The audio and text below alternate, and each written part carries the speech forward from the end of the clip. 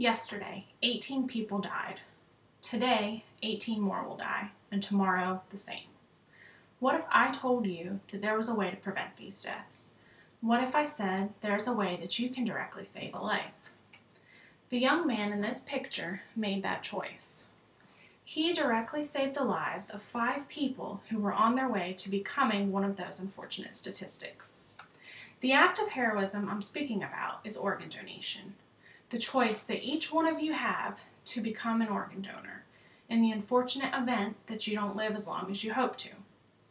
Organ donation is the surgical removal of the tissues of the human body from a person who has passed away for the purpose of transplanting.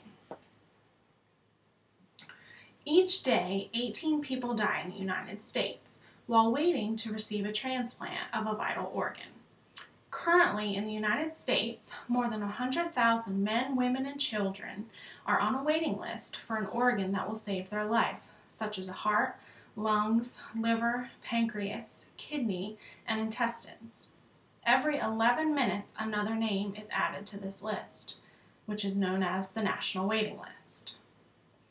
There are many different illnesses that can cause a person to require an organ transplant. Some of these are cardiomyopathy, coronary heart disease, cirrhosis, cystic fibrosis, diabetes, hepatitis, polycystic kidney disease, and COPD, or chronic obstructive pulmonary disease. Some of you may have a family member or a friend with one of these illnesses. Therefore, you can understand the seriousness behind the need for organ transplants, which in turn requires donors. The National Waiting List is a very long list of people, possibly one of your loved ones, who are in the worst waiting game of their life, not knowing whether they will receive the organ they need in time. In 2010, approximately 6,500 men, women, and children in the United States alone died while waiting for the transplant of a vital organ, while 12,000 people died who were eligible to donate their organs, yet didn't. Think about that for a minute. 6,500 men, women, and children died unnecessarily last year. In the words of my younger brother, Travis Birch, the boy in this photo, anyone who won't be an organ donor is selfish. My brother made the choice to be an organ donor. He said that they could have whatever they wanted when he was gone. He wouldn't need it anymore. Little did he know how quickly this would come to pass. Little did he know that this decision would make him a hero to 5 individuals as well as to their families and friends. The ability to give the gift of life comes from a very tragic circumstance. In most cases, such as the one with my brother Travis, the donor must suffer brain death due to an accident, heart attack, or stroke. Since Travis was in a car accident in which the only injury sustained was to his brain, the rest of his organs were still healthy. In this case, he was eligible to be an organ donor. So in this case, my family met with the Living Legacy Foundation, which is the organization that sets up the transfer of organs from the donor to the recipient. The decision was made to donate his organs because that is what he would have wanted. And we were talked through the process with the representative, and we also discussed things that could be harvested or not harvested. And basically, they asked for our approval on everything. There are many fallacies about being a donor.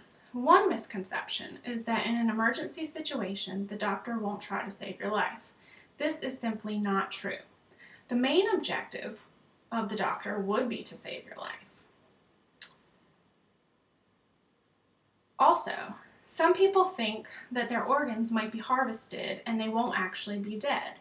However, specific tests are done to verify that the donor is no longer alive.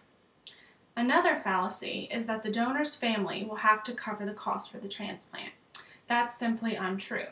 The family doesn't incur a single cost for the procedure.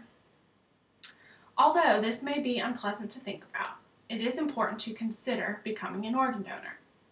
There is no choice in how or when you die, but there is a choice in such a circumstance for you to pass along the gift of life to someone who desperately needs it. Registering as an organ donor is simple. you can go to www.organdonor.gov to get more information, as well as to register. On the website, registration is broken down into 4 easy steps. 1, you can register with your state, and there's a link provided on the website for more information, since each state has, not all states' registrations are the same, so they have a link that you can go to find out how to register in your state.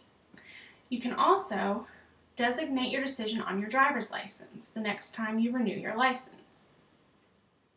But in the meantime, you can print a donor registration card off of this website, the www.organdonor.gov, and you can get the registration card off of that website, sign and print a copy, and you can carry that with you until you are able to get the designation put on your driver's license.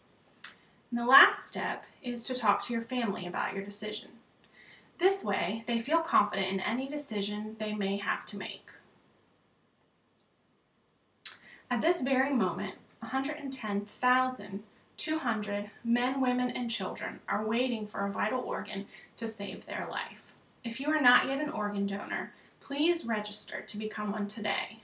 What better legacy to leave behind?